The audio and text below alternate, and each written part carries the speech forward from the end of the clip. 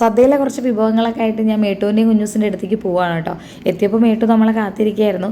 ഇല വിളമ്പം റെഡി ആയതുകൊണ്ട് തന്നെ ഇവരെ രണ്ടാളെയും മാറ്റിയിരുത്തിയതിന് ശേഷമാണ് സദ്യ വിളമ്പുന്ന ചടങ്ങിലേക്ക് ഞാൻ കടന്നിട്ടുണ്ടായിരുന്നത്. സദ്യയില വിളമ്പി വെച്ച് വിഭവങ്ങൾ ആദ്യം വിളമ്പി, അതിനുശേഷം ചോറും കറിയും അതിൻ്റെ കൂടെ തന്നെ ഞാൻ ചിക്കൻ കാല വേവിച്ച ഗ്രേവിയും കൂടി ഈ ഒരു ചോറിൽ മിക്സ് ചെയ്തിട്ടുണ്ടായിരുന്നു കേട്ടോ. പായസത്തിന് പകരം ഞാൻ ഇവർക്ക് കൊടുക്കുന്നത് ചിക്കൻ കാല കേട്ടോ. അത് നോട്ട് ചെയ്യണേ. കുഞ്ഞൂസ് മണപ്പിക്കാന്നല്ലാതെ പെട്ടെന്ന് കഴിക്കുന്നില്ല. പക്ഷെ മേട്ടു അങ്ങനെയല്ല കേട്ടോ, എല്ലാം അടിപൊളിയായിട്ട് കഴിച്ചു. മേട്ടു കഴിക്കുന്നത് കണ്ടപ്പോൾ കുഞ്ഞൂസ് നോക്കുന്നുണ്ട്, പിന്നെ അവളുടെ ഭക്ഷണം അവൾ മണക്കുന്നുണ്ട്.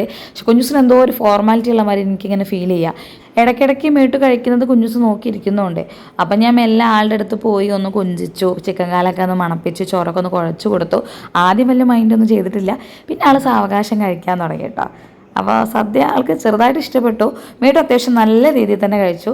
കുഞ്ഞൂസ് കുറച്ച് ചോറ് ബാക്കിയാക്കിയിട്ടുണ്ടായിരുന്നു കേട്ടോ. എന്തായാലും അവരുടെ ഓണസദ്യ ഉഷാറായിരുന്നു കേട്ടോ.